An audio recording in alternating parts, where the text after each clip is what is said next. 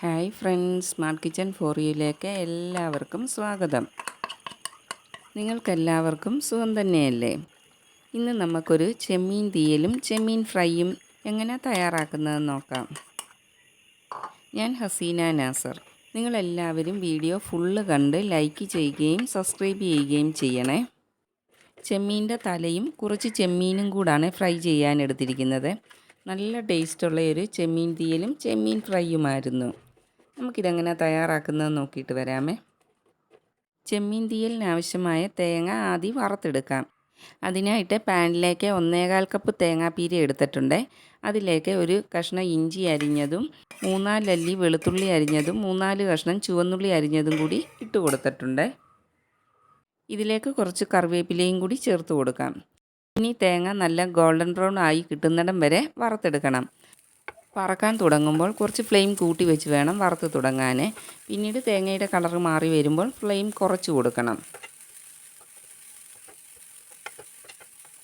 ഇപ്പോൾ തേങ്ങയുടെ കളറൊന്ന് ചെറുതായിട്ട് മാറി വന്നിട്ടുണ്ടല്ലോ. ഇതുപോലെ കളർ മാറി തുടങ്ങുമ്പോൾ ഫ്ലെയിം കുറച്ച് കൊടുക്കണം. ചെറിയ ഫ്ലെയിമിൽ വെച്ച് നല്ല ഗോൾഡൻ ബ്രൗൺ ആകുന്നിടം വരെ തേങ്ങ വറുത്തെടുക്കണം.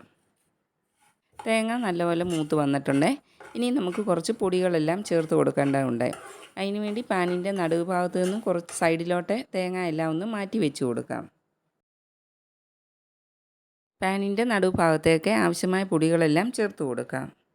1/2 ടീസ്പൂൺ മഞ്ഞൾപ്പൊടിയും 1 ടീസ്പൂൺ മല്ലിപ്പൊടിയും 2 ടീസ്പൂൺ എരിവുള്ള മുളക് പൊടിയും ചേർത്ത് കൊടുക്കാം. ഇനിയും പൊടികളെല്ലാം മൂത്ത് കിട്ടുന്നിടം വരെ ഇളക്കി കൊടുക്കാം. ഇനി സ്റ്റൗ ഓഫ് ചെയ്ത് കൊടുക്കാം.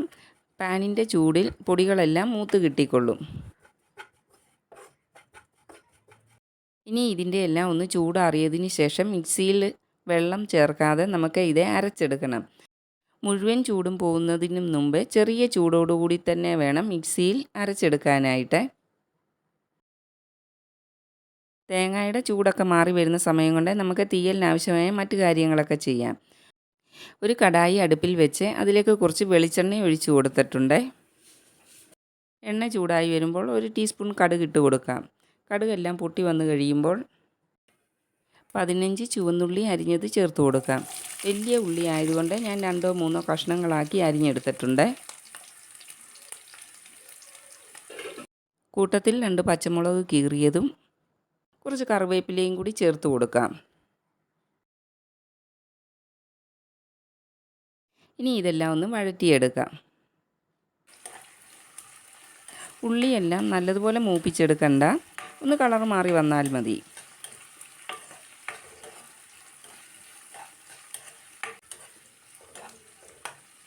ഉള്ളിയൊക്കെ ഈ രീതിയിലൊന്ന് കളർ മാറി വന്നാൽ മതി. ഈ സമയത്ത് ഇതിലേക്ക് ഒരു ചെറിയ തക്കാളി അരിഞ്ഞതും കൂടി ചേർത്ത് കൊടുക്കാം. തക്കാളി ഉടയുന്ന പോലൊന്നും വഴന്ന് വരണ്ട. 1-2 മിനിറ്റ് ഒന്ന് ഇളക്കി കൊടുത്ത ശേഷം അതിലേക്ക് അരിഞ്ഞു വെച്ച മുരിങ്ങയ്ക്ക ചേർത്ത് കൊടുക്കാം.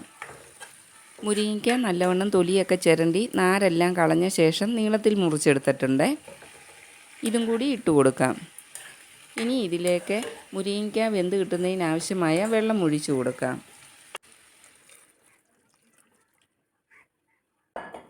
ഒത്തിരി വെള്ളമൊന്നും ഒഴിച്ചു കൊടുക്കണ്ട. മുരിങ്ങയ്ക്കയുടെ നിരപ്പിൽ ഏകദേശം നിൽക്കുന്നത് പോലുള്ള വെള്ളം ഒഴിച്ചു കൊടുത്താൽ മതി. ഇനി പാത്രം അടപ്പുകൊണ്ട് അടച്ചു വെച്ച് മുരിങ്ങയ്ക്ക ഒരു 3/4 ഭാഗം വെന്ത് കിട്ടുന്നിടം വരെ ഒന്ന് വേവിച്ചെടുക്കാം. ഇപ്പോൾ മുരിങ്ങയ്ക്കയൊക്കെ ഒന്ന് വെന്ത് വന്നിട്ടുണ്ട്. ഇടയ്ക്ക് 1-2 പ്രാവശ്യം അടപ്പ് മാറ്റി ഞാൻ ഇളക്കി കൊടുത്തിട്ടുണ്ടായിരുന്നു. നമ്മൾ ഒഴിച്ചു കൊടുത്ത വെള്ളമെല്ലാം കുറേ പറ്റി മുരിങ്ങയ്ക്ക ഒരു 3/4 ഭാഗത്തോളം വെന്ത് വന്നിട്ടുണ്ട്.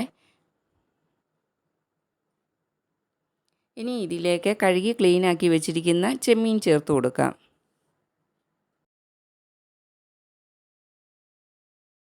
ഇതിലേക്ക് ഇപ്പോൾ കുറച്ച് ഉപ്പ് ചേർത്ത് കൊടുക്കാം. പിന്നീട് കഷ്ണങ്ങളെല്ലാം വെന്തിട്ട് ഉപ്പ് കറക്റ്റാണോ എന്ന് നോക്കിയിട്ട് കുറവാണെങ്കിൽ ചേർത്ത് കൊടുത്താൽ മതി.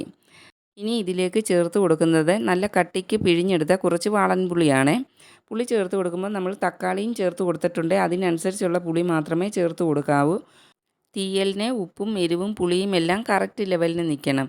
അതുകൊണ്ട് പുളി കൂടി പോകാതെ ശ്രദ്ധിക്കണേ. ഇനി പാത്രം അടപ്പുകൊണ്ട് അടച്ചു വെച്ച് 5-6 മിനിറ്റ് വേവിച്ചെടുക്കാം.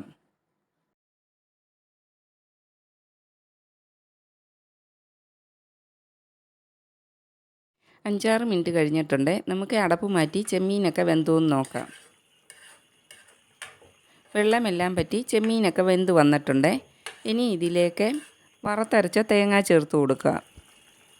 തേങ്ങ മിക്സിയിൽ അരച്ചെടുത്ത് ഒട്ടും തന്നെ വെള്ളം ചേർക്കാതാണ്. തേങ്ങയിലുള്ള എണ്ണമയം കൊണ്ട് തന്നെ നമുക്ക് ഇത് നല്ലവണ്ണം അരഞ്ഞു കിട്ടും. സാധാരണ വെള്ളം ചേർത്ത് അരയ്ക്കുന്നതിലും കുറച്ചും കൂടി നേരം നമ്മൾ ഇത് അരച്ചെടുക്കണം. ഇടയ്ക്കെല്ലാം അടപ്പ് മാറ്റി ഇളക്കി കൊടുത്തുകൊണ്ടും ഇരിക്കണം. തീയലിനൊക്കെ തേങ്ങ വറുത്തരയ്ക്കുമ്പോൾ കഴിവതും വെള്ളം ചേർക്കാതെ അരയ്ക്കുന്നത് തന്നെയാണ് ടേസ്റ്റ്. ഇനി ഇതിലേക്ക് ഗ്രേവിക്ക് വേണ്ട കുറച്ച് വെള്ളം ഒഴിച്ചു കൊടുക്കുന്നുണ്ട്. ചൂടുവെള്ളമാണ് ഒഴിച്ചു കൊടുക്കുന്നത്. പച്ചവെള്ളം ഒഴിച്ചു കൊടുക്കാതെ ചൂടുവെള്ളം തന്നെ ഒഴിച്ചു കൊടുക്കണേ. അരപ്പെല്ലാം ചേർത്ത് കൊടുത്ത ശേഷം കറി നല്ലവണ്ണം ഒന്ന് മിക്സ് ആക്കി കൊടുക്കാം.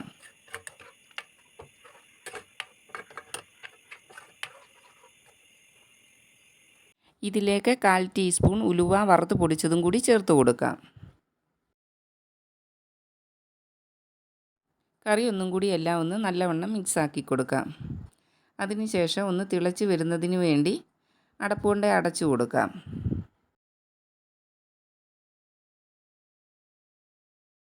കറി നല്ലതുപോലെ തിളച്ച് വന്നിട്ടുണ്ട്.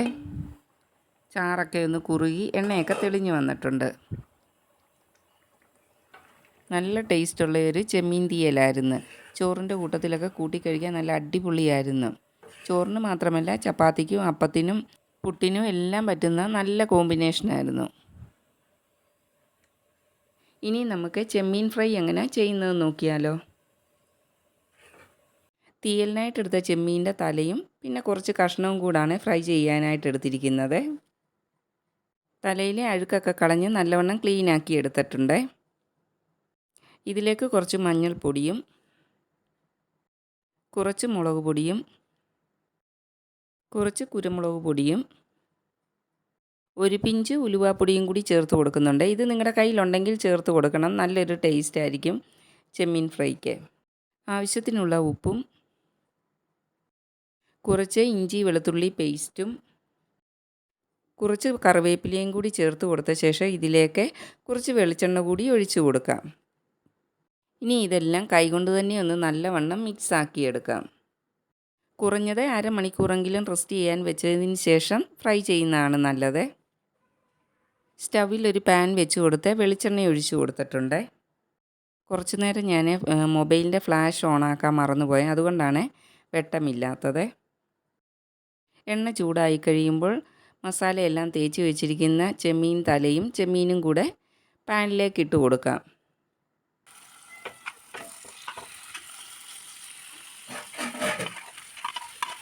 എല്ലാം ഇട്ട് കൊടുത്ത ശേഷം സ്പൂൺ കൊണ്ടേ ഒന്ന് നിരത്തി കൊടുക്കാം.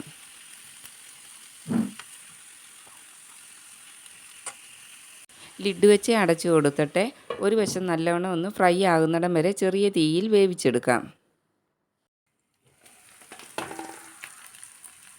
ഒരു വശം നല്ലപോലെ മൂത്ത് വന്നിട്ടുണ്ട്. ഇനി ഇതെല്ലാം തിരിച്ചിട്ട് കൊടുക്കാം.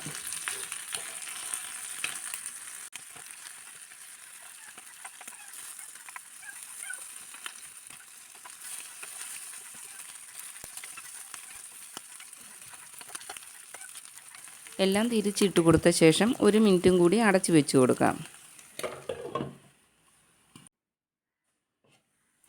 ഇപ്പോൾ ചെമ്മീൻ്റെ തലയും ചെമ്മീനും എല്ലാം നല്ലതുപോലെ മൂത്ത് കിട്ടിയിട്ടുണ്ട്. ചെമ്മീൻ്റെ തല നല്ലവണ്ണം മൂത്ത് ക്രിസ്പി ആയിട്ട് കിട്ടിയിട്ടുണ്ട്. നല്ല ക്രിസ്പി ആയിട്ടിരിക്കുന്ന ചെമ്മീൻ്റെ തല കഴിക്കാൻ നല്ല ടേസ്റ്റ് ഉണ്ടായിരുന്നു. മിക്കപ്പോഴും നമ്മൾ മെനക്കെടാൻ വയ്യാത്തതുകൊണ്ട് ചെമ്മീൻ്റെ തലയൊക്കെ കളയുകയാണല്ലോ ചെയ്യാറുള്ളത്. പക്ഷേ ഇതുപോലെ ക്ലീനാക്കി എടുത്ത് മസാലയൊക്കെ തേച്ച് ഫ്രൈ ചെയ്തെടുത്താൽ നല്ല ടേസ്റ്റാണ്. കുറച്ച് മൂപ്പിച്ചെടുക്കണമെന്നേ ഉള്ളൂ. നല്ലൊരു ടേസ്റ്റാണ് കഴിക്കാനായിട്ട്. എല്ലാവർക്കും ഇന്നത്തെ ചെമ്മീൻ തീയലും ചെമ്മീൻ്റെ തല ഫ്രൈ ചെയ്തതും ഇഷ്ടപ്പെട്ടു കാണുമെന്ന് വിചാരിക്കുന്നു. എല്ലാവരും അഭിപ്രായങ്ങൾ കമൻ്റായിട്ട് അറിയിക്കണേ. ഇനി മറ്റൊരു വീഡിയോയുമായിട്ട് വരുന്നിടം വരെ എല്ലാവർക്കും നല്ലത് മാത്രം വരട്ടെ എന്ന് പ്രാർത്ഥിക്കുന്നു. Thanks for watching.